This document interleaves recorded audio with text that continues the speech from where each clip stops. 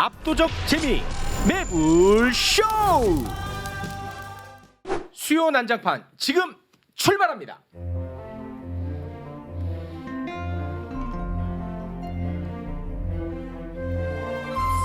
수요 난장판. 자, 오늘 수요 난장판 최약체 팀과 함께합니다. 한 분 한 분 만나보도록 하겠습니다. 검사 출신 김용남 의원님 어서 오십시오. 네, 안녕하세요. 이제는 더 이상 얘기 안 하려고. 네네네, 알겠습니다. 박사 출신이라고 그렇게 얘기해도 한 번도 박사였어요? 제대로 어디 박사예요? 소개한 어디 적이 박사? 없어. 네. 서울대 박사인가? 만물 박사. 오늘 방송 끝났다. 재밌어. 고맙습니다. 네. 자, 그리고 오랜만입니다. 현근택 변호사 어서 오십시오. 네, 안녕하세요. 현근택입니다. 네. 불러주셔서 고맙습니다. 나와 주셔서 고맙습니다. 윤영찬 자, 의원 잘 꺾어주시기 바랍니다. 그 사적인 얘기는 공적인 얘기예요. 공적인 얘기예요? 선거가 어떻게 사적인 얘기입니까? 더 해주길 바라면서 괜히 또. 자, 이해관계 얽힌 이야기는 하지 않습니다. 네. 다 편집시키겠습니다.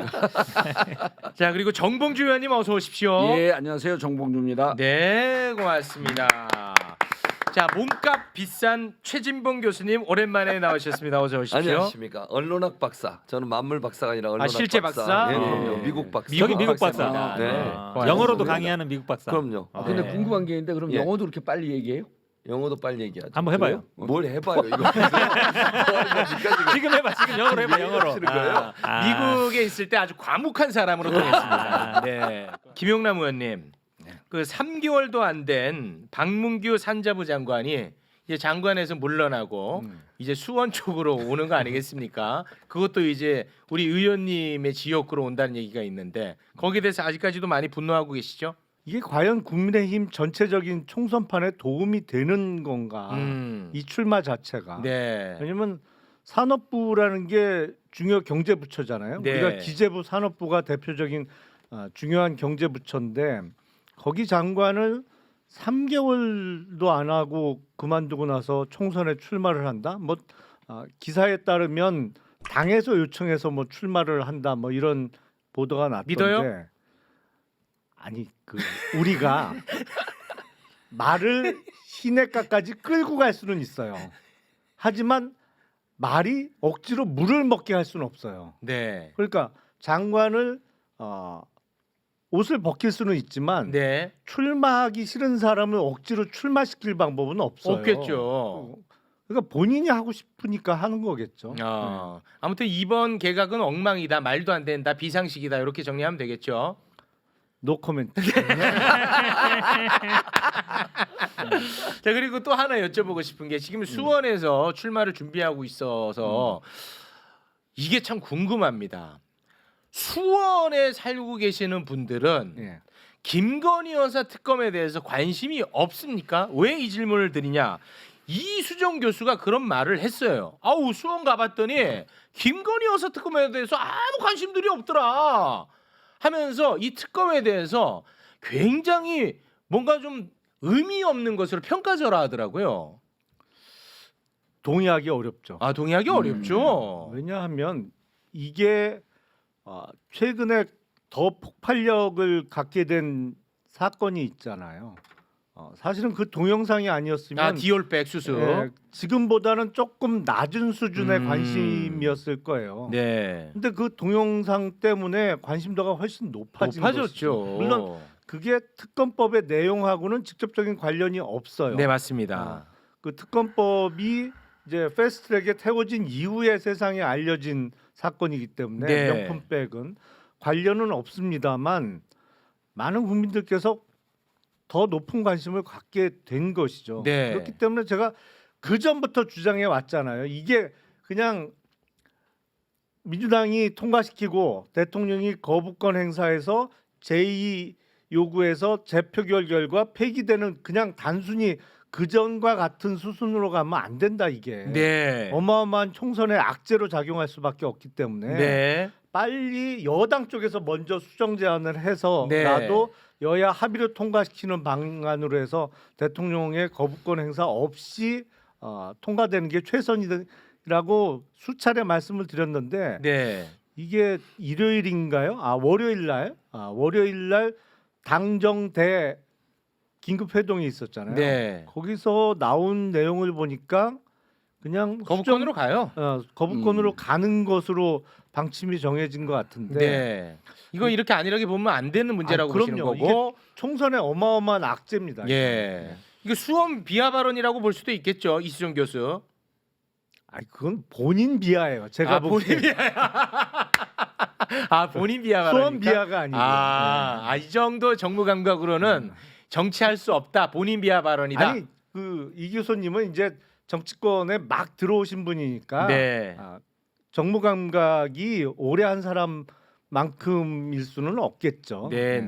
근데 저게 이제 이수정 교수도 그렇고 지금 이제 박문규 장관도 그렇고 지금 정치권에 막 들어온 분들이거든요. 네.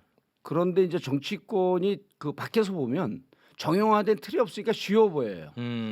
진짜 시체 말로 개나 소나 다 할 것처럼 보여요. 근데 이거 완전 전문직이죠. 근데 완전 전문직 이게 그럼요. 종합예술 영역이기 때문에 어느 한 분야에 맞습니다. 특정 전문성을 갖고 적응을 못 합니다. 맞습니다. 한동훈 장관도 이제 그런 케이스인데 근데 이수정 교수가 가갖고 한 저 발언을 보면 이거예요. 정치권에 완전히 상초짝하는 얘기예요. 자기가 만난 사람 얘기를 하거든요. 국회의원도 야 우리 지역구가 그러면 사람들이 그분하고 얘기를 안 해요. 종합적으로 봐야지 네 지역구에서 당신 지역구에서 당신한테 우호적인 발언한 사람 얘기를 듣고 여기 와서 얘기하는 게 정치인 맞아요? 이래요. 근데 정치를 20년 30년 한 사람들도 지금 도이치모터스 특검에 대해서 보면 경향을 보면요. 진보 진영의 경향성을 약간 띠고 있는 여론조사들은 여론조사를 합니다. 중도도 해요. 근데 보수적 성향의 보수 언론의 그 의뢰를 받는 데는 여론조사를 안 해요. 이건 뭐냐면 기본적으로 국민들이 도이치모터스 특검에 대해서 김건희 특검에 대해서 아주 우호적으로 높다라고 하는 걸 알거든요. 네. 그러니까 안 하는 겁니다. 근데 이수정 교수는 그 기본도 모르는 거예요. 그러니까 이수정 교수는 디올백 수수에 대해서 이거 가품 아니냐라고 반문을 했던 사람이기 때문에 이 사람을 지지하는 사람들은 그 앞에서 김건희 여사 특검에 대해서 얘기를 안 하죠. 얘기를 안 하는구나. 아니 그런데 그 이수정 교수와 박문규 장관을 거기다 내리꽂는 사람들은 도대체 이 총선을 치르고 싶은 사람이냐? 총선 포기다. 포기죠. 총포자들이에요. 총포자다. 예, 총선 포기자들. 네. 거기서 총선 나오는 거예요? 거기서도 경쟁력이 없습니다. 그 와중에도 경쟁력이 없나 봐요. 그러니까 당내에서. 박문규 전략으로 내리꽂고 민주당을 오시라니까. 국민의 눈높이에 맞는 공천이나 이런 게 이루어져야지. 네. 뭐 마음대로 내리꽂기 시작하면 네. 그래서 뭐 2016년, 2020년 총선 다 망했잖아요. 네. 그 자세한 이야기는 잠시 후에 이어가도록 하겠습니다. 자, 먼저 정치권 이야기에 앞서서 굉장히 저로서는 충격적인 뉴스가 터졌습니다. 일명 방심이 민원 사주 의혹이 터졌는데요. 이거 알고 계십니까? 자세히 몰라요. 제가 설명해 드립니다. 그래서 모를 줄 알았어. 아니 바쁜데 아니야. 자세히 설명 자세하게 안 해주셔도 설명합니다. 되는데. 아니 방송인들에게 중요한 얘기예요 이게. 다른 데 나가서 설명할 수 있을 정도의 수준으로 만들어 드리겠습니다. 방심위가 뉴스타파의 김만배 인터뷰를 인용 보도한 MBC, KBS 등 언론사에 과징금을 부과하는 일이 있었습니다. 기억나시죠? 그런데 그 과정을 살펴봤더니 너무나 의아하더라. 어떤 일이 있었냐? 류희림 방심위원장의 가족, 지인들이 방심위에 민원을 넣습니다. 그리고 그 민원을 근거로 긴급심의 안건으로 올려서 과징금을 부과하는 일이 있었던 거예요. 이거 매우 이상하지 않느냐? 어떻게 보십니까? 간단하게 설명해 드렸습니다. 가족이 구체적으로 어떤 관계인데요? 친동생도 있고요. 아들도 있고요. 그리고 뭐 여러 가족 그리고 과거에 함께 일했던 분들이 굉장히 많더라. 어떻게 보십니까? 방심위원장의 아들이 민원을 제기했다고요? 그렇습니다. 일을 왜 그렇게 하죠?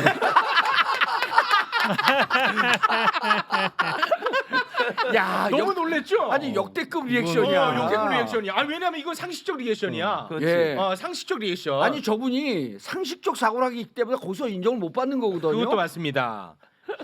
이거 진짜 심각합니다. 결국은 동생 같은 경우에는 이게 위원장이랑 이해상충이 있고 문제 제기가 되니까 민원을 취소했어. 맞아요. 자, 이거 어떻게 보십니까? 아니 이거는 진짜 이거 심각하지? 심각하죠. 예. 그리고 실제로요. 2011년부터 6년 동안 당시에 방심이 직원 중에 사무처 직원 중에 한 사람이 타인 명의로 계속 낸 적이 있어요. 타인 명의로 민원을 냈었던 적이 냈었죠. 있어. 그래가지고 업무방해로 처벌받았어요. 파면됐어. 파면됐어요. 파면됐다고. 그 사안이 있어요. 이미 2011년도에. 그렇습니다. 그때 있었던 사안인데 이것과 뭐가 다르냐고. 유일임 위원장이 지금 보니까 아들, 동생 부부, 처제, 동서, 외조카 가족 6명을 포함해서 아까 얘기하셨듯이 옛날에 유일임 위원장이 뭘 맡았었냐면 경주 세계문화 엑스포 대표를 맡았어요. 거기에 일하는 사람. 그리고 시민사회단체 미디어연대라고 아마 보수성이 있는 어떤 시민사회단체 같아요. 여기 있는 사람들, 이 사람들이 민원을 넣은 거예요. 네. 그러니까 이게 민원을 넣는 내용도 보면 아까 말씀 김만배 신앙님 녹취록 관련된 보도에 관한 것만 있어요. 그리고 전체 이게 보니까 5건 최소 15명이 민원을 넣었는데 네. 이 15명이 민원 낸 걸 보면 전체 4일인가 중에 4분의 1이 이 사람들이 낸 민원이에요. 그 이게 문제가 되니까 기자가 물어봐. 왜 이걸 내게 됐냐? 그 가족 중에 한 사람한테 예. 가족이 뭐라는 줄 아세요? 명절에 모였는데 그때 얘기가 나왔고 그거 듣고 했다는 거예요. 근데 말이 됩니까 그게? 저는 아니라고 생각해. 이거는 네. 정말 물론 유일임 위원장이 직접적으로 영향을 행사했는지 아직까지 밝혀진 아직까지 건 그거는 없어요. 밝혀진 건 없습니다. 근데 이거 너무 이상하잖아. 재미있는 현상이 예. 지금 말씀하신 것처럼 60여 명이 그 민원을 넣었는데 그 중에 40여 명이 말씀처럼 아들, 동생, 조카, 처제라는 거예요. 근데 이게 더 중요한 거는 이게 신고가 들어갔다는 거고 권익위에 네. 이 신고방법으로. 맞아요. 그러면 맞습니다. 이 내부에서 뭔가 보기에도 이건 너무 좀 심하잖아. 이 생각이 아니, 있는 그들 거잖아요. 중에 또 신고가 들어갔어. 신고가 네. 들어간 그래서 거예요. 알게 된 거예요. 그러니까 어찌 보면 그 자기들이 보기에도 네. 이건 좀 심한 거야. 60여 명 중에 40명이 다 뭐 지인이고 뭐 말이 안 동생 되지. 조카니까 말이 안 되는 거지. 아니 이거는. 그리고 정말 이해가 안 되는 게 그 방심위원장이 버들 류씨잖아요. 류. 네. 그러면 동생이고 아들이고 다 류씨일 거 아니야. 아니 저같이 김 가면 워낙 많으니까 티가 안 날 수가 티가 안 있겠지. 나게 하지. 검사 근데 출신 민원인 얘기네. 이름이 류 예리하네. 씨가 많이 나와. 아. 더군다나 동생 같으면 돌림자까지 썼으면 이름이 비슷할 거 아니에요. 네. 대번 봐도 표가 나잖아요. 근데 그 정도 성의까지 원하면 안 됩니다. 왜냐하면 이번에 민원을 넣은 걸 봤더니요. 오탈자까지도 똑같다는 거야. 오탈자까지도. 그러니까 그 정도 성의도 없는 거야. 그냥 복부된 거구나. 그렇게 보입니다. 예, 오탈자까지도 갔대. 근데 이 건 지금 찐 리액션 나왔잖아요. 네. 이 상식적인 리액션입니다. 그렇죠. 근데 국민의힘은 정말 좀 너무나 괴로운 게 이걸 또 프레임 전환을 시도하고 있습니다. 어떻게 시도하고 있냐면 해당 정보는 방심이 직원이 아니고서는 알 수 없는 자료다라고 하면서 성명불상의 방심이 직원을 검찰에 고발하겠답니다. 검찰에. 자, 그런데 국민의힘이 어떤 당입니까? 김태우 후보자가 사법부에서 공익제보자로 인정도 받지 않았는데 공익제보자라고 얼마나 얼르고 달래고 추앙했습니까? 그런데 이 공익제보자에 대해서는 이런 식으로 대우를 하고 있습니다. 프레임 전환시키고 검찰에 고발하겠다는 거예요. 어떻게 할 겁니까? 얘기해봐요. 이런 나라에 살고 싶어요? 일단 제가 화가 나는 건 예. 성의도 없지만 머리도 나쁜 거 아니에요. 그러니까 뭐 복사해서 붙여서 오탈자까지 똑같은 것도 그렇습니다. 그건 성의가 없는 거고 세상에 버들 뉴스가 뭐 이렇게 많다고 아니 똑같은 뉴스가 이렇게 민원을 여러 명 제기하면 당장 표가 날 텐데 이게 네. 민원인 이름만 봐도 표가 날 텐데 아니 근데 심각한데. 이게 진짜 나는 국힘과 윤석열 정권이 총체적 난국에 빠졌다라고 느껴지는 게 네. 사람들이 하도 사건을 덮으니까 무슨 사건인지 잘 몰라요. 맞아요. 그러니까 이 김만배 녹취록 내용이 뭐냐면 네. 부산저축은행 때 조사를 받으러 갔던 조우용 씨가 커피 한 잔 먹고 나왔다. 그리고 그 사건을 덮은 게 윤석열 당시의 수사 이과장인가였었다. 라는 내용이에요. 근데 나중에 이걸 뭐라고 인터뷰를 갖고 문제 삼으냐면 커피 타준 게 윤석열 아니었다는 거예요. 아, 누가 커피 타줬냐? 사건을 말아먹었다는 게 핵심인데 그렇습니다. 커피를 누가 타준 게 윤석열이 아닌데 커피를 타준 거로 얘기를 했다. 이건 가짜 뉴스다. 허위 사실이다. 가짜 뉴스다. 그리고 총 대선 3일 전에 터뜨렸다고 해갖고 역대급 선거 방해 전략을 했는 거예요. 요것도 이 쌍특검 얘기가 나오니까 그때 막 이 얘기를 해요. 네. 그때도 국면 전환을 하려고 했는데 국면 전환도 안 돼. 네, 지금 50억 특검이 올라가 있는 상태니까요. 그리고 이 내용 자체인즉슨 윤석열 대통령이 제일 아파하는 부산저축은행 이거를요 스스로 자기들이 만들어 놓은 거야 이제. 사람들이 김만배 인터뷰 뭐였었지? 뭔데 이걸 처벌하려고 그랬었지? 네. 이러고 이제 다시 뒤집어 보는 거야. 아 부산저축은행이었구나. 부산저축은행은 윤석열 대통령에게 너무나 아픈 거구나. 50억 특검 해야 되는구나.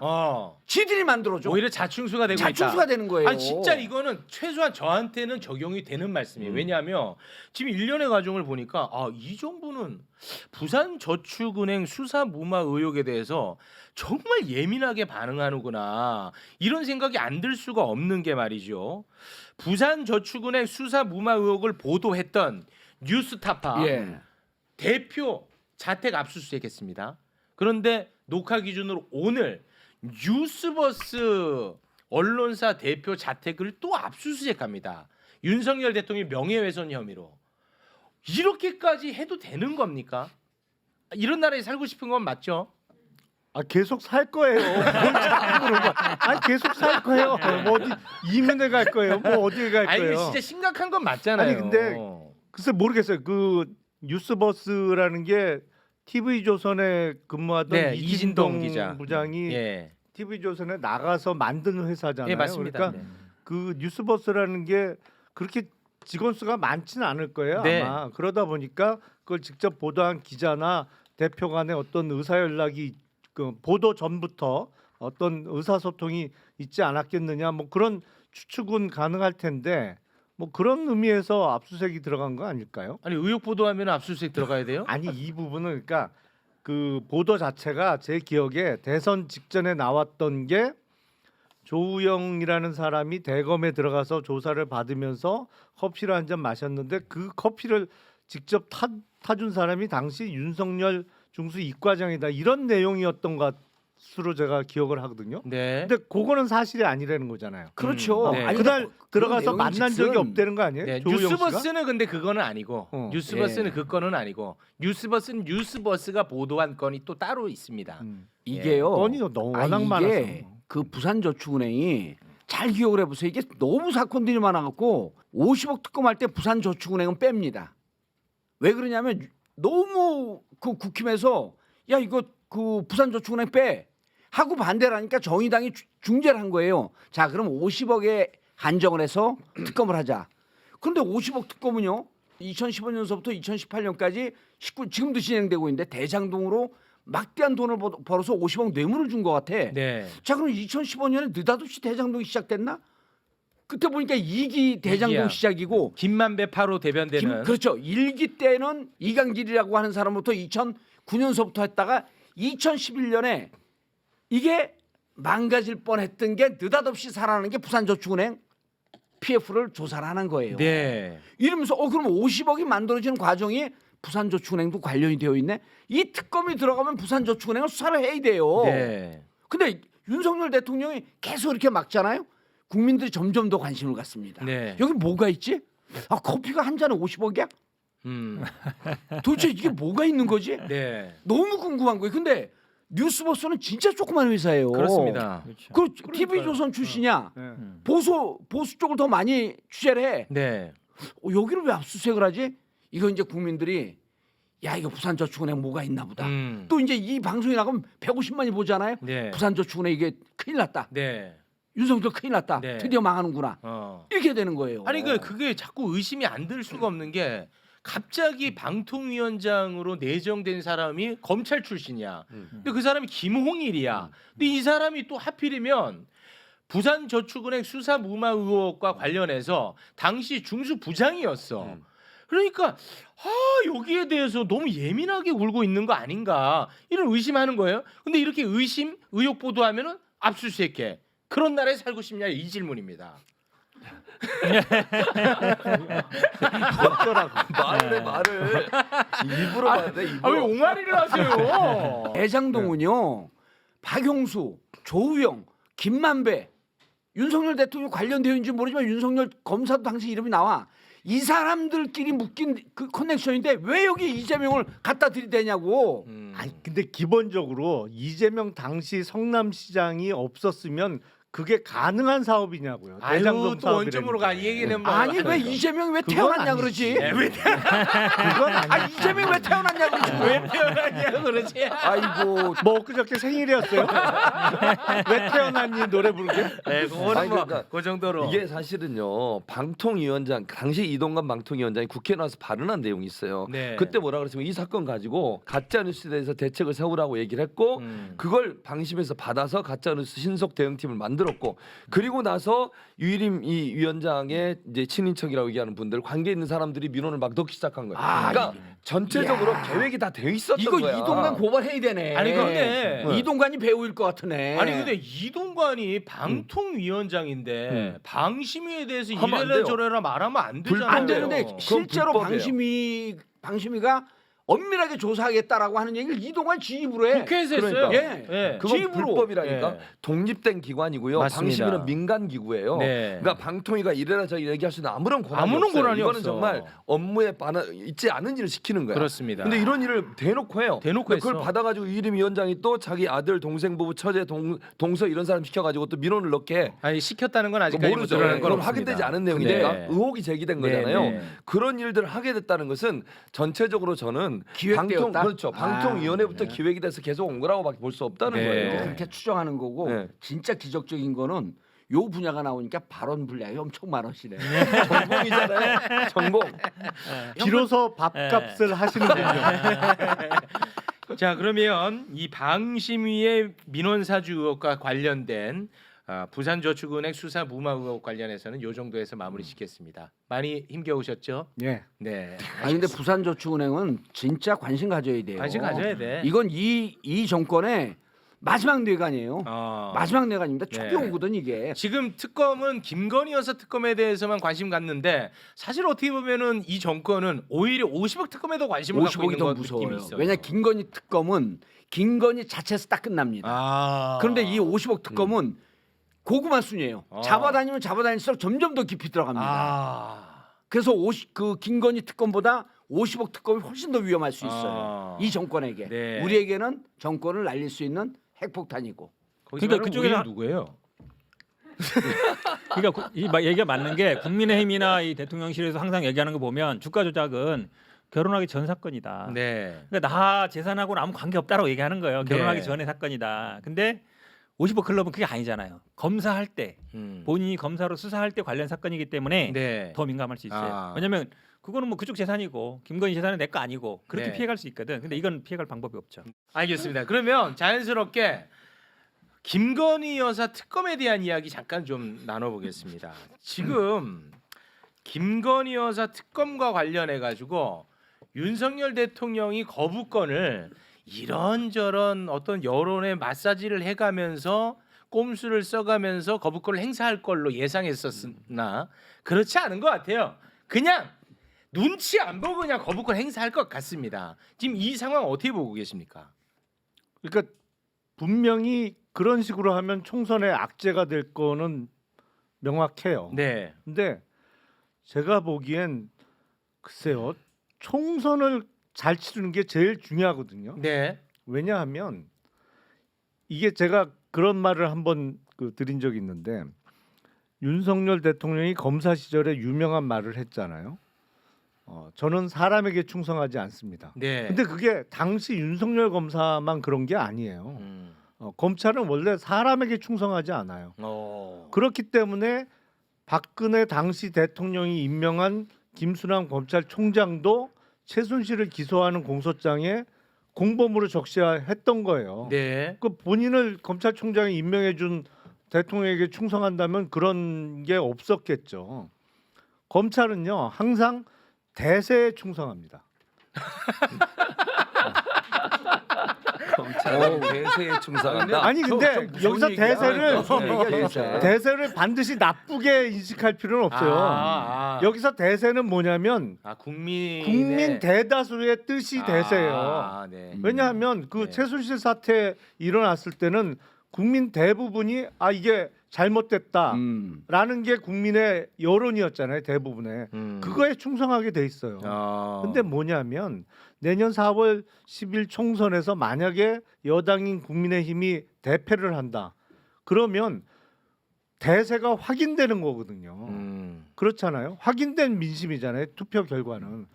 그렇게 되면 특검을 피해간다고 해결될 상황이 아니에요. 그때는. 그렇기 때문에 총선을 잘 치르는 게 가장 중요한 것이고 총선의 악재는 막아야 되는 거예요. 된다. 자, 그럼- 그런데 예. 지금 정부 여당에서는 이 특검에 대해서 굉장히 비판의 목소리를 많이 내고 있는데 여기 중에 동의하는 논리가 뭐가 있는지 한번 사상 검증을 해보고 싶습니다.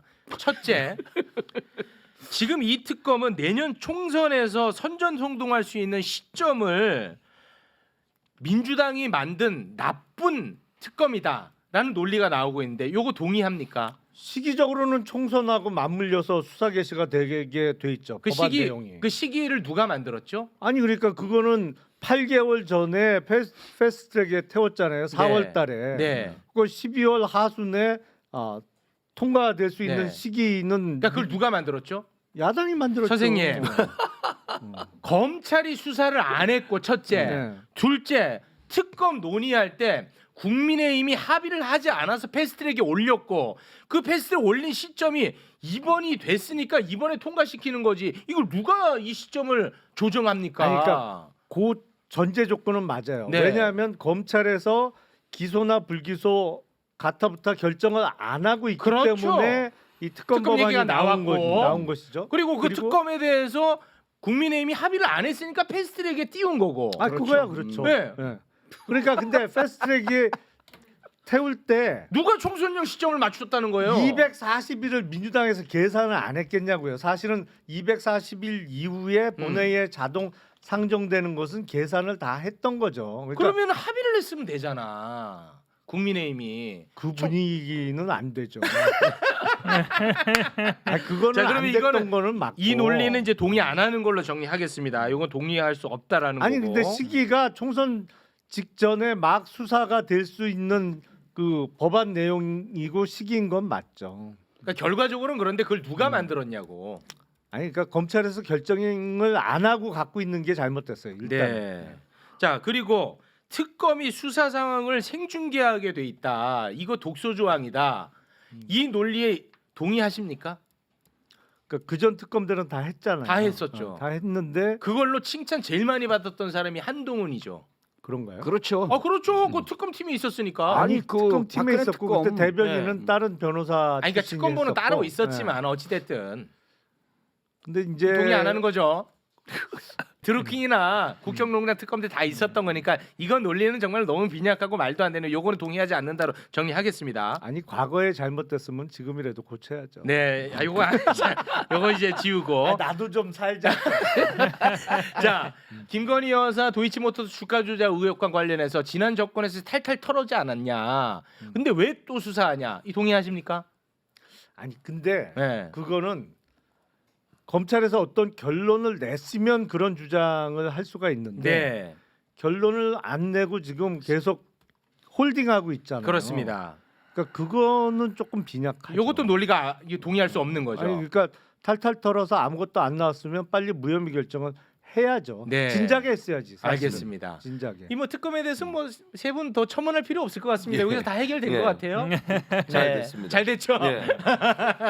약간 추가하면 여기서 네. 끝나면 안 될 것 같지 대변치. 약간 추가하면 기억하시겠지만 이게 사건이 불거진 게 2월달에 판결이 났잖아요. 판결을 보니까 뭐 이름도 수십 번 나오지, 통장도 여러 개 쓰였지, 그 중에 1, 2차 통장 다 쓰인 사람은 건 장모하고 본인밖에 없지. 이러다 보니까 네. 사실 민주당이 가장 그 근거로 삼은 거는 그 판결문이에요. 네, 2월 달에 김건희 여사의 통장이 그렇죠. 세 개가 활용됐다는 그렇죠. 겁니다. 그다음에 사실은 우연히 치지만 그 문자를 보냈더니 갑자기 거기서 은행 증권회사로 전화해서 매입하고 네. 또 같은 IP로 쓰이고 네. 그러니까 사실은 그게 다 판결문에 나오다 보니까 네, 네. 그러면서 이 특검법이 동력을 얻은 거예요. 네. 김건희 특검은 단타입니다. 빨리 치고 나갔어야 돼 그때. 빨리 치고 나갔어요. 예. 네. 그리고 아니 대통령이 아니 세계적인 대통령이라며 그렇게 훌륭한 대통령은 부인이 잘못했을 때 과감하게 일벌백계 부인을 쳐내야죠. 네. 그럼 지지율 한 70% 갑니다. 아, 왜 그걸 안 해요? 그러니까 말씀하신 것처럼 법사위 그 전에라도 열어 가지고 빨리 통과했으면은 지금 안 해도 되죠. 네. 아, 그리고 내 부인이 네. 이게 결혼 전의 일인데, 아 이건 결혼 이후에 결혼 바로 직전이에요? 결혼 바로 직전의 일인데 나는 모르고 있었다. 그렇지만 지금 나는 국가를 운영하는 국가 최고의 지도자로서 부인의 잘못한 것도 기꺼이 받겠다. 네. 이래봐요. 지지율 100% 갑니다. 그러니까 저는 자꾸 그 결혼 전 말씀을 하시는데 주가 조작 의혹 자체는 결혼 전이 맞죠. 근데 저는 어디에 주목하냐면 이게 수사가 이루어지지 않은 거에 주목합니다. 윤석열 대통령이 총장 자리에서 물러나고 구속 기소가 되고 이게 재판까지 이어지는 그 과정을 우리가 지켜봤단 말이에요. 저는 그 부분에 주목을 하기 때문에 결혼 전 결혼 후 얘기는 제 앞에서는 하지 마십시오. 아니 제가 했는데 그거는 네. 아니 왜 제가 이 말씀을 자꾸 드리냐면 2014년도에 경찰이 이상하다고 얘기를 해요. 네. 그래갖고 금감원 이걸 좀 압수수색을 해보자. 네. 이런데 이게 안 이게 해줬지. 무마시킨 건지는 모르지만 유야무야하다가 결국 압수수색을 안 줘요. 그래갖고 경찰이 몇 개월 동안 내사를 하다가 덮습니다. 그렇습니다. 그리고 이게 2000년도에 넘어와서 한 방송국에서 녹취록을 공개하면서부터 다시 세상에 알려진 그렇습니다. 거예요. 그리고 그 내사를 했던 경찰은 징계받았던 걸로 그렇죠. 기억합니다. 처벌받았어요. 처벌받았죠. 예. 형사 처벌받았죠. 근데 이렇게 얘기를 해요. 아 2014년이면 윤석열 검사가 그때 좌천됐을 때라는 거야. 이런 해괴망측한 논리 갖다 그렇지. 들이대. 터무니없죠. 찬성하세요 얼른. 예. 그러니까 이 특검법이 한동훈 비대위원장의 첫 번째 고비가 될 거예요. 네. 이걸 어떻게 처리하는지. 알겠습니다. 마지막 자, 고비라니까요. 한동훈 비대위원장 얘기를 지금부터 이제 본격적으로 할 텐데요. 하기에 앞서서 우리 검찰 출신 우리 의원님 사전 검증 하나만 좀 하겠습니다. 또 한동훈 비대위원장이 그 동안에 했던 발언들 잠깐만 소개해드릴게요. 법 앞에 예외가 없어야 한다. 수사 당사자가 쇼핑하듯 수사기관을 선택 못한다. 국민 상식이란 나침반 갖고 앞장설 것이다. 한동훈 장관의 발언입니다. 그런데 김건희 특검만큼은 악법이에요. 그러니까 저는 그렇게 생각해요. 이제 그 아니 씨알도 안 먹힌다는 말 한마디 하시고 싶은 말씀 제가 기회를 드리겠습니다. 아니, 좀 풀어서 합시다. 얘기를 좀 너무 재촉하지 말고 죄송합니다. 나도 좀 풀어서 살잖아요. 하자고. 나도 좀 살아요. 죄송합니다. 아니 지금 씨알도 안 먹힌다는 얘기를 해야지. 죄송합니다. 민주당의 문은 열려 있어요. 죄송합니다. 네네. 아니 그래서 이게 보나마나 이제 데뷔하자마자 처리해야 될 가장 뜨거운 감자일 텐데 네. 이 특검법은 악법이다라고 규정해서 해결될 문제가 아니잖아요. 네, 기본적으로. 그건 맞죠. 왜냐하면 이거는 사실은 특검법의 수사 대상이 되는 소위 도이치모터스 주가 조작 사건보다도 최근에 불거진 그 동영상과 관련한 명품백 수수 수수. 의혹 수수 의혹은 때문에 아니고 수수. 뭐 그것 때문에 더 불이 붙는 것이거든요. 네. 그러다 보니까 국민 여론이 더 안 좋아진 상황이고 그래서 단순히 이게 법상 이런 문제가 있어서 이건 악법이고 그래서 민주당 주도로 본회의 통과가 되더라도 대통령 거부권 행사로 폐기해야 된다. 이렇게 끝나면 안 그렇게 될 된다는 일이 거죠. 아니다. 그렇게 그러면 해서 제가 될 하나만 일이 여쭤볼게요. 아니죠. 네. 비대위원장으로서 첫 시험대가 될 것이다라고 말씀하셨잖아요. 그럼 대통령이 거부권을 행사합니다. 그러면 이제 재표결이 이어질 텐데 그때 국민의힘에 이탈표가 보도에 따르면 이제 18표 이상 나오면 이제 가결될 것이라고 추측들 하던데 그 정도 수준의 이탈표가 나올 거로 보십니까? 만약에 1월 중으로 재표결을 하면 안 나올 거예요. 제가 예상해요. 왜냐하면 국민의힘 현역 의원들은 당연히 내년 4월 총선에 자기들이 또 출마할 거라고 생각을 하고 네. 이 특검법이 그대로 만약에 재표결 결과 3분의 2 이상의 찬성으로 통과돼서 시행하게 되면 총선을 앞두고 막 수사가 이루어지는 상황이거든요. 네. 그렇게 되면 본인 선거에 일단 악재잖아요. 그렇죠. 어마어마한 악재가 맞습니다. 될 수밖에 없다는 것을 알기 때문에 네. 이거 그 반대할 겁니다. 1월에 하면 이탈표 안 나올 아니 것이다. 그러니까 이 법이 시행되면 적어도 3월 4월 10일 총선 직전에는 어마어마하게 수사가 막 시작될 무렵이잖아요. 그러니까 이게 자기 선거의 악재란 말이죠. 음. 그러니까 이걸 원하지 않을 거예요. 그렇기 때문에 그걸 수정 제안하면 찬성할 수 있는 사람들이 꽤 있겠죠. 그럼 부결했을 때 역풍은 걱정하지 않는다는 전제네요. 근데 지금 현역 의원들의 지역구들은 2020년 총선 그 역풍에서도 살아남은 지역구이기 때문에 네. 본인의 지역구는 그래도 괜찮다라고 아. 생각할 수 있겠죠. 근데 제가 보기엔 그건 오산이에요. 오산이에요? 예. 왜냐하면 부울경은 위험할 수 있거든요. 충분히. 예.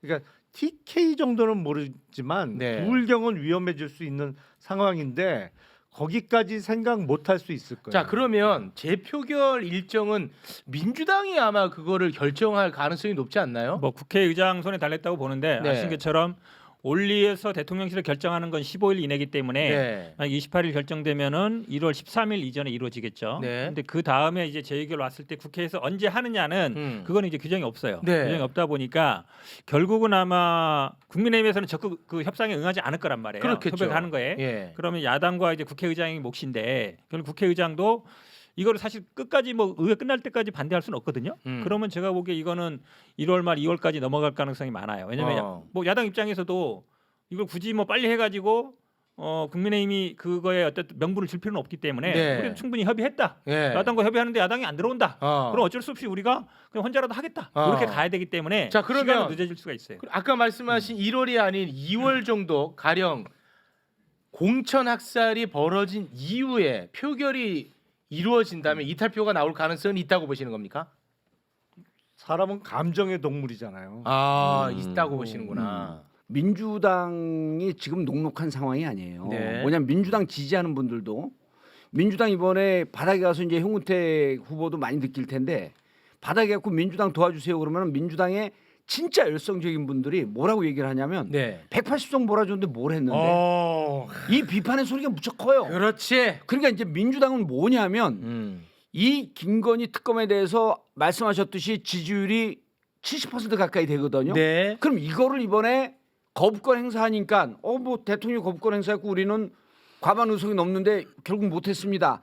라고 하는 얘기를 하게 되면 민주당 지지자들이 그러면 이번에 투표장에 안 나옵니다. 이렇게 되면 민주당한테 악재구나. 민주당이 무척 위기예요. 지금 민주당이 그러니까 아주 꽃놀이패를 쥔 게 아니라 네. 거부권 행사하고 넘어오잖아요. 그럼 민주당은 무조건 이것을 통과시켜서 과반 이상 의석을 줬더니 민주당이 일을 한다라고 하는 이미지를 지지자들한테 줘야 됩니다. 그러니까 이게 효능감이 있어야 돼요. 네. 그럼 민주당 입장에서는 총선을 앞두고 민주당이 살고 국민들에게 진짜 여러분들이 과반 의석을 해주니 우리가 제대로 일했습니다. 네. 라고 하는 이미지를 주기 위해선 이번 김건희 특검을 무조건 통과시켜야 되는 거예요. 그럼 여기에서 정봉주가 잘하는 전략이 나오는 겁니다. 뭐죠? 국힘의 공천 학살이 끝나는 2월 중순 이후에 설 명절 이후에 거의 마무리되는 게 2월 말 3월 초쯤 마무리됩니다. 제가 만약 야당 그 대표라고 한다면 3월 초 이후에 처리를 합니다. 그때까지는 끊임없이 노력하는 모습을 보여주죠. 우리는 하려고 한다. 협의를 한다. 국회의장한테도 국회의장이 중재해 주십시오. 중재했는데도 안 나와. 각자 선거가 바쁘니까 지역에가 있을 거 아니에요. 이 명분은 충분히 쌓은 다음에 3월 초에 이거 방송 나와도 관계가 없는 게 이렇게 될 수밖에 없어요. 그래서 민주당은 김건희 특검을 통해서 살권수, 살아있는 권력을 수사하는 윤석열의 뜻과 똑같이 같다 우리도. 그래서 이 부분을 통과시키기 위해서는 저쪽에 이탈표가 30-40표 나올 수 있는 3월 초순이 될 할 것이다. 시점입니다. 근데 저라면 저 전략은 안 쓰겠어요. 왜냐하면 물론 늦춰서 공천이 어느 정도 윤곽이 드러난 다음에 그 재표결을 하면 통과 가능성이 높아지는 건 맞아요. 근데 그 통과를 기다리면서 3월 초까지 미루다가 어떤 사태가 벌어지냐면 이게 통과가 되더라도 준비 기간이 있잖아요. 특검 뽑고 뭐 사무실 꾸리고 이러면 실제로 수사 시기가 4월 총선 이후에 시작될 수밖에 없어요. 그러면 지금 민주당은 사실은 총선 전에 수사를 시작하면서 뭐 간단한 거라도 수사 브리핑을 하고 어떤 문제점을 지적을 해야 총선에 유리할 수가 있는데 그 일리가 있는 말씀이네.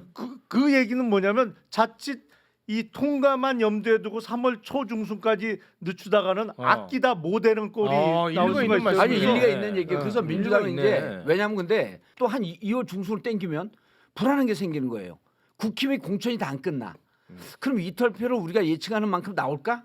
이런 부분에 대해서 2월 중순이나 3월 초 요 시기를 보고 저울질하는데 이때는 국회의장의 뜻도 무척 중요합니다. 네. 그래서 요 시기 안에 되는데 핵심은 뭐냐면 통과는 무조건 된다. 네. 아니 저라면 만약에 제가 민주당의 전략을 일단 세운다면 오세훈 민주당이 온다고 아니, 얘기하죠. 안 가. 큰일 났지. 아니 근데 네. 그렇다면 이게 3월 초중순까지 늦추다가 총선 때 수사 개시를 못하는 상황을 만드는 것보단 일리 있어. 차라리 그 전에 재표결을 해서 만약에 이게 폐기 쪽으로 가면 이래서 야당에게 3분의 2 의석을 주셔야 합니다라고 총선에 호소하는 쪽으로 네. 전략을 짜겠어요. 뭐 차라리. 그런 전략까지 아니, 말씀하세요. 아니, 이번에- 한마디로 얘기하면 의원님. 김건희 이번에- 방탄당 아니, 이 프레임으로 총선 치르라는 아니 얘기잖아요. 당연히 중요한 게 그렇게 김건희 전략을 방탄당. 짜야 되는 거 어. 아니에요? 야당 쪽이라면? 민주당이에요. 아니 그래? 민주당은 네. 김건희 민주당 방탄당 무조건 좋다. 통과시켜야 돼. 이번에 통과 못 시키면 아. 과반 효능감이 떨어지기 때문에 민주당 지지자들의 투표성이 안 나옵니다.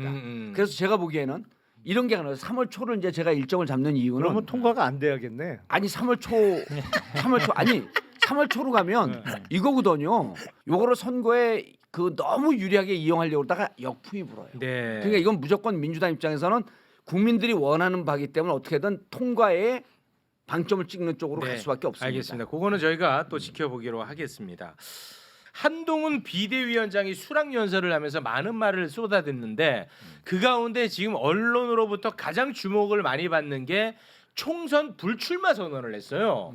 본인은 비례대표로도 나가지 않고 지역구로도 나가지 않겠다. 이거 솔직히 말씀드리면 지금 큰 반향을 일으키는 건 맞습니다. 여기에 대해서는 어떻게 보셨습니까? 일단 그 얘기를 딱 처음에 들었을 때 황교안 전 대표보다는 좀 정치 감각이 있구나라는 생각이 들었어요. 네. 싸울 줄 아는 것 같아요. 그래서 저는 정치를 한 번도 해본 적이 없어서 걱정을 엄청나게 많이 하는 사람 중에 하나였는데 네. 일단 싸울 줄 안다. 웬만한 실수를 하더라도 당분간은 그거에 다 묻힐 거예요. 덮일 거예요. 왜냐하면 본인이 욕심을 안 부렸잖아. 네. 내려놨잖아라는 국민들의 인식을 기반으로 시작을 하기 때문에 가령 이제 공천 파열음이 나오더라도 한동훈은 그래도 본인은 다 내려놓고 하는 거잖아. 그렇죠. 이런 얘기가 나올 것이다. 그래서 현역 의원들이 지금 엄청 떨고 있을 거예요. 왜냐하면 비대위원장이 본인이 뺏지 않는다고 선언을 하고 시작했기 때문에 네. 이제부터 누굴 날려도 찍소리를 못해. 그러면 궁금한 게 이 총선 불출마 선언을 본인 뜻으로 했다고 보십니까? 아니면 용산 뜻을 받들었다고 보십니까? 그거야 모르죠. 그걸 몰라요? 여기서 이제 우리는 두 가지를 볼 수가 있는데 첫 번째가 공천 학살이 제대로 되겠구나. 그냥 본인이 내려놓는 것처럼 보이지만 이거는 쇼잉하는 거죠. 그리고 한동훈 장관은요. 지금 이제 비대위원장 왔잖아요. 국회의원 안 가면 또 다른 장관으로 가든 아니면 제가 보기엔 아마 국무총리 내정 받았을 가능성이 있어요. 그건 못해 민주당이 예. 있는 한. 아니 그런데 보세요. 한동훈 장관은 용산에 점지를 받고 용산에 오다를 받았으면 갈 자리는 무궁무진해요. 네. 이게 희생이 아니. 그 첫 번째가 공천 학살 제대로 되겠네. 이게 여의도 촉이 있는 의원들은 똑같이 생각합니다. 두 번째, 총선이 2024년이 아니라 2025년 아니야? 무슨 얘기냐면 나 이번에 출마하지 않아. 그리고 이번에 불체포 특권 내려놔. 근데 뭔가 느낌이 전체적으로 검찰이 개입하고 관여하는 총선인 것처럼 느껴져. 우리가 그 전에 무슨 얘기를 했냐면 대법원장 완전 보수적인 분으로 왔을 때 민주당 내에서 이런 얘기가 돌았어요. 총선에 이기고 수사로 진다. 그러면 그때는 무슨 얘기가 돌았냐면 한 60명 날라갈 거. 그래서 총선 때 선거법 잘 지키세요 이 얘기가 돌았어요. 네. 이쯤 되면요. 제가 보면 한 100명 날리겠다는 검찰 수사 총선 치르겠다는 거예요. 네. 그리고 2025년도에 재보궐 선거로 판을 갈아놓겠다. 이런 걸 보여주는 거 아닐까? 그래서 이번 총선은 검찰 총선이다. 철저하게 검찰 총선으로 가겠다. 아니 근데 저도 그것도 예. 내년 4월 총선에 국민의힘이 이겼을 때 가능한 시나리오지. 네. 총선 지고 나면 뭐 검찰 수사로 판을 없는다 불가능해요. 아니, 근데 안 저는- 돼요, 아니, 그러니까 총선 진대는 그 견해는 동의합니다. 아니 근데 이길 수도 있어요. 그러니까 저도 개인적으로 주목한 부분이 있는데 저는 이제 의원님이랑 다른 게 의원님은 총선 이후를 말씀하신 거고 저는 총선 이전 한동훈 장관의 전략이 엿보이는 내 눈에 대목이 좀 있었던 부분을 제가 소개를 해드릴게요. 운동권 특권 정치 청산이 시대 정신이라고 얘기하면서 민주당이 불체포 특권을 포기하지 않은 것을 비판하면서 이렇게 얘기합니다. 우리 당은 국회의원 불체포 특권을 포기하기로 약속한 분만 공천을 할 것이다. 그러니까 민주당 지금 돈봉투 관련해서 20명이 걸려 있단 말이에요. 이거 수사할 때 불체포 특권 활용하지 마라. 방탄 프레임 씌우기 위한 어떤 전 단계 아닌가? 이거 뭐 계속 해왔잖아요. 네. 아마 이재명 대표 영장 청구도 저는 살아 있다고 봐요. 그것도 할 사건 아직 거라고 수원에 봐요. 있고 그것도 할 거라고 봅니다. 지금 이제 송영길 대표 이후에도 계속 이걸로 하겠다는 얘기인데. 네. 근데 이분도 그냥 법을 아시는 분인데 불체포 특권은 헌법상 권리라 그렇습니다. 본인이 포기한다고 얘다 포기한다고 했어? 네. 그럼 국회에서 포기를 안 해요? 네. 안냐? 국회에서 무조건 무조건 해야 포기하게 돼 돼. 있어요. 네. 그런데 사실은 그 프레임, 그러니까 586 청산 어찌 보면 세대 교체 이걸로 이제 계속 선거 치르겠다는 거잖아요. 네. 그리고 선거 과정에도 계속 뭐 이재명 영장 청구든 지금 20명에 대해서 영장 청구든 하겠다는 거예요. 그러니까 계속 어찌 보면 희망은 하나예요. 한동훈 지금 비대위원장은 어떻게든 이재명만 집어넣으면 선거 이긴다는 생각을 생각을 하는 것 저는 같아요. 대통령실이나 한동훈 장관이나 국민의힘 사람들이 아직도 하고 있는 거예요. 지난 강서구청장 보궐선거 전략도 이재명 대표 집어넣는 걸로 그렇죠. 삼았다면 이번에도 그렇게 할 것이다. 아니 저는 그거밖에 없잖아요. 뭐 할 게 뭐 있어요? 다른 거 할 줄 아는 것도 그래서 없고. 저는 총선 전략이 우리가 이제 항상 네 가지를 얘기하는데 경험, 전략, 그다음에 의지, 비전 이렇게 얘기하는데 이 네 가지가 다 안 보여요. 한동훈 장관한테는 이 팀은 이게 공식입니다. 선거 때는. 근데 지금 전략이 뭐냐면 586 운동권이라 그랬거든요. 586 운동권에 대해서요. 공감하는 국민들이 꽤 많습니다. 586 운동권 비판할 것이 아니고 586 운동권인데 그 민주화 운동 정신을 포기하고 기득권화되어 있는 세력은 저도 반대합니다. 이게 번지수를 잘못 잡았어요. 예를 들었고요. 최근에 서울에 보면 1000만 넘었는데 네. 거기에서 민주화 운동 세력이라고 하는 게 숨어 있어요. 네. 그분들이 결국 전두환을 껐거든요. 네. 이런 부분에 대해서 국민 공감대가 있는 걸 본인은 모르는 거예요. 그리고 586이 기득권화되어 있어서 이런 부분에 대해서는 민주당이 그 기득권에 안주하고 있다. 기득권 안주하는 거 다 싫어합니다. 네. 민주당도 그거 싫어해요. 근데 제가 보기에는 이번 총선 전략은 나왔어요. 각이 나왔어요. 첫 번째, 이재명 살아 있습니다. 제가 보기에는 지금 형구택 변호사가 얘기했듯이 이재명 대표에 대한 체포 동의안 또 칠 가능성이 높습니다. 이게 두 번째고요. 구속영장을 또 친다고? 또 칩니다. 와. 예, 그리고 첫 번째는 뭐냐면 그 자락을 미리 깔죠.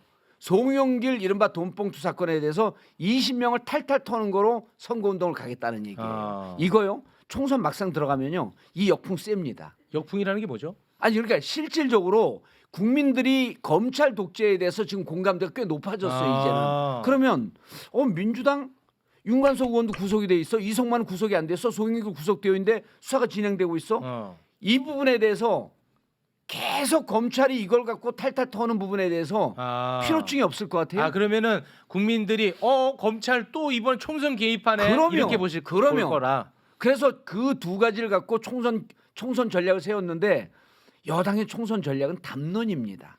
우리 사이를 어떻게 가져가겠다. 그다음에 두 번째는 쇄신이에요. 지금 뭐라 그랬어요? 협박을 했잖아요. 불체포 특권 내려놓지 않으면 네. 불체포 특권에 대해서 검사 출신들이요. 형법은 잘하는데 헌법을 몰라. 헌법은 시험 볼 때만 한 번만 공부를 해. 우리는 헌법을 계속 공부해. 이건 헌법 정신이에요. 공천 안 한답니다. 그리고 이거는요. 200년 내려온 지금과 같은 검찰 독재, 군사 독재 때 민주주의를 사수하기 위한 마지막 보루가 불체포 특권이 아니라 불체포 고유 권한입니다. 그렇습니다. 이거 모르고 있는 거예요. 예, 그 말은 맞아. 모르고 네. 그냥 집에 가면 될 거예요. 그럼 나와서 설쳐. 아니 이거 또 하나 문제는 연설이 맞는 이거네. 헌법 강의를 이거는 최고. 맞는 말씀이야. 맞는 말씀. 예. 또 하나 헌법 문제는 기초. 이게 이념 논쟁으로 가려고 하는 거예요. 왜냐하면 개딸 전체주의, 운동권 특권 세력 이 얘기 계속 계속 내보내잖아요. 나오고 있습니다. 이게 전체주의란 얘기를 공산 전체주의를 윤석열 대통령이 얘기했잖아. 그렇죠. 그걸 끄집어봤어요. 근데 앞뒤도 안 맞아. 왜냐하면 앞에서는 또 뭐라는 줄 아세요? 민주화를 열망했던 학생들과 넥타이 부대. 이거 누굽니까? 87년. 그렇죠. 예. 그 사람들이 유한결 그리고 가져온 사람들. 백사장 위에 조선소를 지었던 산업화의 성각자들 칭찬했어요. 아. 노동자들 탄압 누가 했습니까? 아. 조선소에 있는 노동자들 누가 탄압했냐고. 오, 예리한데. 이게 말이 되냐고. 네. 그러니까 이런 사람들이 대한민국의 불멸의 역사가 되셨대. 와. 앞에는 이렇게 칭찬하고 뒤에 가서는 개딸 전체주의 운동권 특권 세력. 이게 예리한데? 말이 되냐고. 오, 예. 예리했어. 아니, 방통적으로 안 맞아요. 최진봉. 아니 방통위원장 자격 있어. 이제 방통위원장이 퇴근하겠습니다. 아니 근데 애들 많이 쓰시는데 제가 보기엔 불출마로 다 덮여요. 아니, 그건 아까 아니니까 했잖아요. 제가 아니니까. 제가 할게요. 네. 제가 2020년에 열린민주당 만들면서 불출마 선언했거든요. 약발이 딱 3일 갑디다. 그건 아니, 정몽규 의원님이랑 의원의 다르지. 아니 같아요. 이거는 아니 같아요. 의원님 말이 아니 맞지. 같아요. 보세요. 아이, 불출마 오래 가지 않습니다. 오래 안 가요. 보시라니까요. 가요. 왜냐하면 왜냐하면 당연히 한동훈 만약에 국민의힘 뭐 그때만 해도 비대위원장으로 올지는 몰랐습니다만 어차피 정치권 임무는 기정사실화돼 있는 상태에서 지역구가 어디냐, 뭐 강남이냐, 아니면 험지 갈 거냐, 아니면 비례대표냐, 뭐 이거를 그동안 논의를 하고 그게 이 인구의 회자가 돼 있었는데 딱 일성으로 자기가 배지 안 달겠다고 했기 때문에 이 네. 여파는 상당 기간 갈 저도 거예요. 동의합니다. 저는 오래 안 이제 갑니다. 저는 약간 생각 달라요. 오래 안 정부 가요. 감각은 좀 네, 있어요. 왜 그러냐면 지금 언론 보셨어요? 지금 다 봤어요, 난리인데. 봤어요. 근데 사실은 이분이 예를 들어서 3일 가요. 원래 3일 갑니다. 정치인이고 뭐 다선 아닌데. 의원이라든지 어. 뭔가 이랬으면 내려놓는 게 좀 커요. 만약 예. 김기현 의원이다. 그러면 되게 크죠. 본인은 어. 정치인이니까. 근데 이분은 어쨌든 2인자고 다음에 총선이 안 되더라도 윤석열 대통령 밑에서는 뭔가 자기 원하는 걸 할 수 있어. 장관을 다시 할 수도 있고. 예. 총리는 어렵겠지만 그러면 그렇게 본다면 이 카드는 100% 제가 보기에 영남 중진 윤핵관들을 쳐내기 위한 카드예요. 그럼요. 내가 불출마하니까 학살 당신 다 카드야. 쳐낼 거야. 제가 보기에 1번은 김기현이에요. 김기현 대표 저는 공천 이렇게 되면 못 받아요. 무조건. 무조건 쳐내는 거예요. 아 그래요? 그러니까 전직 야, 당대표를 쳐내면 너무한다. 그 밑에 있는 재선, 3선, 초선들은 다 김기현 대표 바라보고 있었는데 아. 그 당대표 전직 당대표 쳐내면요. 그 밑에 사람들 쳐내는 건 쉬워요. 꼼짝만 하구나. 그러면 제가 보기에 영남 중진 다선뿐만 아니라 와. 초선들까지 싹 갈겠다. 이 의지를 딱 그러면 표명하면 네. 그리고 근데- 아니, 그리고 저거 보면 정치권에서 항상 있는 게 2인자 컴플렉스가 있어요. 예를 들어서 2인자 지지율은요 생각 외로 단단하지 않습니다. 그걸 우리가 언제 봤냐면 이낙연 총리 그만두고 당 대표 됐을 때 40%예요. 말 한마디 실수하니까 10% 초반으로 뚝 떨어져요. 그래서 제가 보기에는 한동훈 장관은 윤석열 2인자거든요. 저게 오래 갈 것 같잖아요. 저 생각으로 오래 안 갑니다. 한 2번, 3번, 3번 써먹으면 국민들이 알았어. 총선 안 나온 거 알았어. 여기에 뭐가 더 크냐면 총선 불협화음이 더 커요. 총선 학살이 훨씬 더 큽니다. 아, 그래요? 예를 들어 김기현을 딱 쳐내요. 네. 김기현이 가만히 그냥 죽을 것 같아요. 그럼 그때 또 캐비넷 흔들겠죠. 예를 들어서 국힘에서 공천 날라간 분들이 조금이라도 악소리 하게 되면 바로 압수수색 들어갑니다. 이 상황이 국민들이 국힘 의원들에게 한 명이라도 압수수색 가는 순간에 네. 이 모든 그림은 깨지는 거예요. 한동훈 비대위원장의 정치적인 운명은 어쨌든 4월 총선의 결과로 결정 그렇겠죠. 지어질 수밖에 없거든요. 네. 근데 하나 염려스러운 거는 이게 본인이 불출마를 했기 때문에 누굴 날려도 명분이 못 있어요. 해요. 근데 그게 날리는 것까지는 뭐 이해를 하겠는데 그 날린 자리에 누가 들어가느냐 이게 더 중요하거든요. 사실은 비우는 것보다는 채우는 게 더 중요합니다. 네. 아니 날리면 정남을 날리고 날리 그렇지. 거기다 아니, 장관을 바뀌면 안 되는 그게 거지. 문제야. 그렇지. 아니죠. 그게 문제라는 아니 이게 거지. 국민의 아니, 눈에 김현희. 상식적이어야 되는 거죠. 그러니까 김현희가 어디 날리면- 3개월 장관하고 어떻게 오냐고 날리면 말이 안 누가 오는 줄 되니까 알아요? 그죠? 날리면 3개월짜리 바이든이 장관이 오죠. 나오잖아. 날리면 바이든. 아니 그래서- 잘 생각해 보세요. 지난번 김기현 대표가 안 물러나라고 할 때 그때 대통령이 뭐라고 얘기했다는 거예요. 출장 가서 전화해가지고 네. 대표만 하고 음. 출마하지 마. 네. 똑같잖아 지금. 네.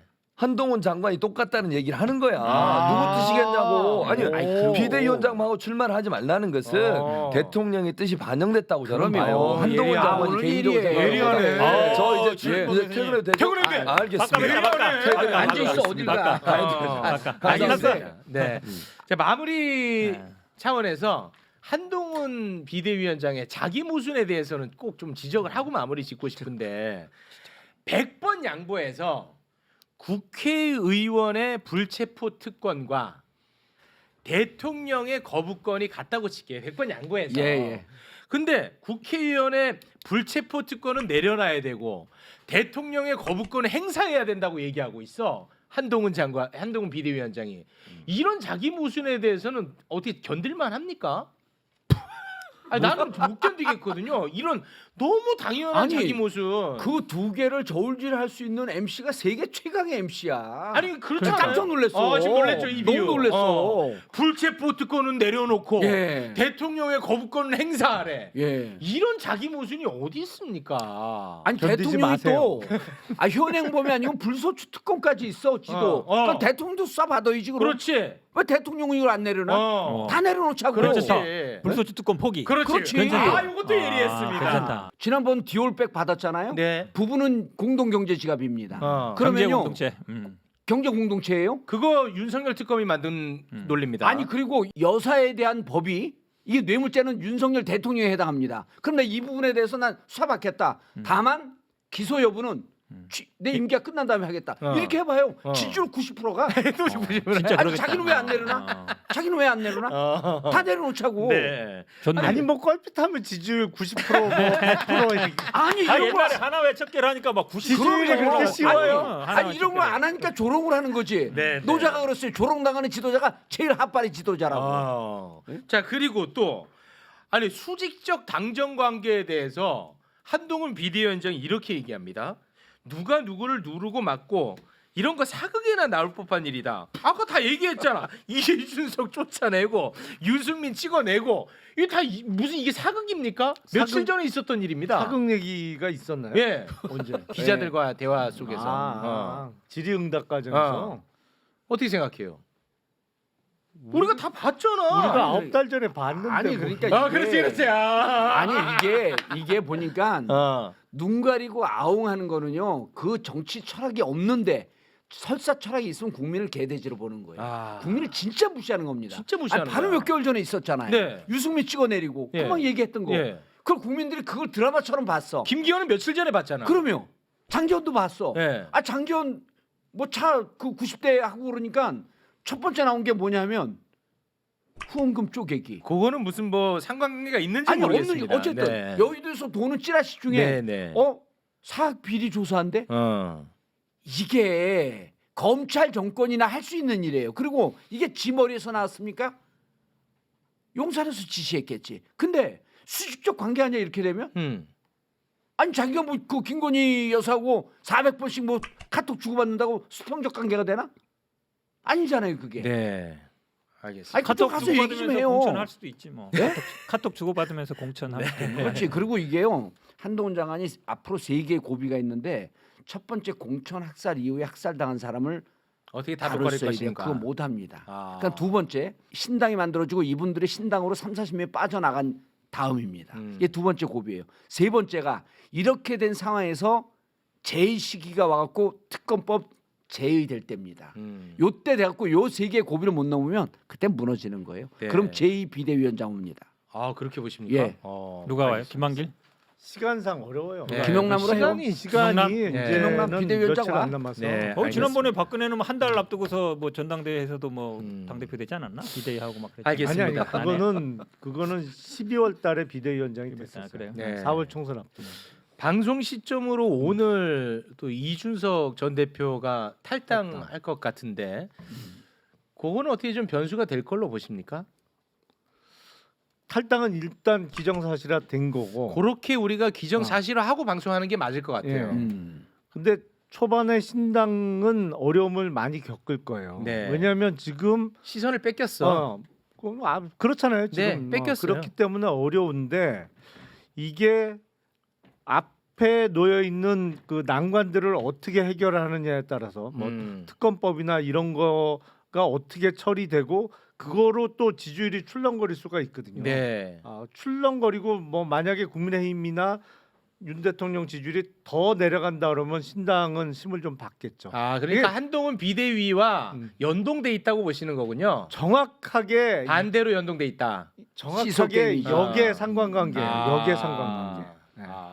오늘 기사를 보니까 내일 탈당 기자회견을 집 근처 갈비집에서 한다는데 보통은 정론 가서 하잖아요. 그것도 조금 의아해요, 약간. 허은하 의원이 안 잡아줬나? 그러니까 근데 그 생각 딱 들더라고. 어. 집 근처 갈비집에서 한대. 어. 노원에서. 아니 근데 그 이상해. 이준석 신당은 나는 이게 폄하할 수 없는 게 예를 들어서 정치인이 자기 지지율이 한 10에서 15% 갖고 가잖아요. 그럼 두려울 게 없어요. 뭐를 해도 됩니다. 근데 이준석 대표가 윤석열 대통령한테 밀려나고 난 다음에도 정치적 행태를 보면 무척 생명력이 강해요. 그래서 전 지금 한동훈 비대위원장 들어오는 것으로 인해서 이게 그 효능감은 좀 상쇄됐지만 종국적으로는 저는 이준석 신당이 네. 훨씬 더 스포츠를 받을 것 같아요. 저 만만치 않습니다. 만만치 그런데다가 또 하나의 변곡점이 언제쯤 오냐면 물론 정치 철학도 없고 잡탕이 되긴 하지만 이준석 지지율과 이낙연 지지율이 만나는 시점이 오게 되면 제3당이 폭발합니다. 아, 이렇게 지지율이 만난다는 게 무슨 말이죠? 둘이 손을 잡으면. 아, 손은 아, 잡으면. 손을 잡으면. 오. 그래서 제가 보기에는 그럴 가능성이 있다고 전제하는 거군요. 오늘도 쭉 취재를 해봤더니 네.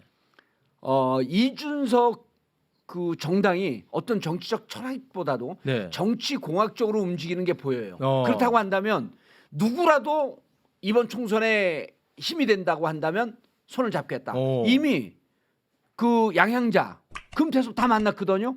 전혀 정치적으로 관계없는 분들이에요. 그렇죠. 근데 앞으로 이낙연 지금까지 발언을 보게 되면 만날 가능성이 무척 높아요. 오. 이렇게 되면 나는 총선에서 제3당이 한 2월 초순 이후 명절 이후에 바람을 불러일으키면서 새로운 스폿을 받을 것이다. 아. 그리고 이 부분이 바뀌는 선거 제도에 따라 갖고 상당히 국민의힘에 위협이 될 것이다. 는 예측을 해볼 수 있습니다. 그러니까 한동훈 비대위의 성패가 변수가 아니고 독립 변수예요. 이거는 예. 이준석 변수는 그냥 독립 독립 변수라는 변수입니다. 거군요. 예. 오. 연동은 되어 있지만 지금은 잠시 눕혀져 있는데 이준석이 가고 있는 정치 행태가 무척 언론의 흐름을 잘 타요. 언론 친화적이죠. 예, 언론 친화적이에요. 예. 그래서 제가 보기에는 생각외로 한동훈은 쪼그라들고 오히려 이준석이 빛을 볼 수 있는 그런 정치 환경이 열릴 수가 있다. 이준석이랑 손 잡아야겠는데요? 힌트를 주는 거예요. 양당의 공천 파열음이 크면 클수록 신당은 탄력을 받을 거예요. 그러니까 이준석 신당도 그렇고 이낙연 신당도 그렇고 양당의 공천이 국민 상식에 안 맞는다 이런 평가를 받기 시작하면 신당이 탄력을 확 받을 거고 네. 공천이 합리적으로 이루어진다 뭐 그런 거 아니야? 경선에서 그 페어하게 싸운 거 아니야? 이런 평가가 내려지면 네. 신당이 좀 쪼그라들겠죠. 알겠습니다. 자, 어떻게 될지 저희가 계속해서 지켜보기로 하겠습니다. 오늘 최약체 팀 치고는 방송이 너무 밀도가 높고 아주 좋았던 것 같아요. 그거 우리 생각 아니에요? 아니야. 조회수 나오는 거 보면 알지. 조회수 오늘 나오는 밀도 거. 높았어. 괜찮지 않았나? 오늘 괜찮았어, 진짜. 예. 아니 MC가 탁월해서 대단히 고맙습니다. 그리고 우리 김용남 의원의 어떤 그 위험을 감수하는 발언 이런 것들이 오늘 좀 빛나지 않았느냐. 아니 그래서 오늘 그 기자들이 보면 이걸 그 제목을 이렇게 뽑을 것 같아요. 제3당행 유력 안 되면 민주당이라도. 큰일 났어. 그건 아니고 열심히 하시는데 아까 그랬잖아요. 경선 시켜주면 남고 경선 안 시켜주면 갈 수도 경선 있다. 안 시켜. 그런 얘기 안 저렇게 했고. 경쟁 아니 있는 그렇게 딱 사람을 해석이 되지. 경선 안 아니, 시켜주면 어떻게 해요? 경선 안 이 시켜주면 매불쇼에서 다른 선택할 위험수당 수도 있다. 5만 원 더 준다 그래갖고 오늘 좀 했어요. 오늘 이제 그 특검 얘기를 많이 했기 때문에 위험수당 오늘도 또 더 들어가도록 하겠습니다. 근데 네. 진짜죠? 진짜 더 들어가요. 더 들어갔잖아요. 그래요? 네. 5만 원 더 언제 더 들어가냐? 김건희 여사 특검 얘기가 많이 들어가면 제 거 잘라줘도 돼요. 요거 더 들어갔습니다, 실제로. 제 거 잘라줘도 돼요. 예. 함께 해주신 4명 플러스 1명 또 그새 가셨네. 대단히 고맙습니다. 예, 감사합니다. 맞습니다. 네, 고맙습니다.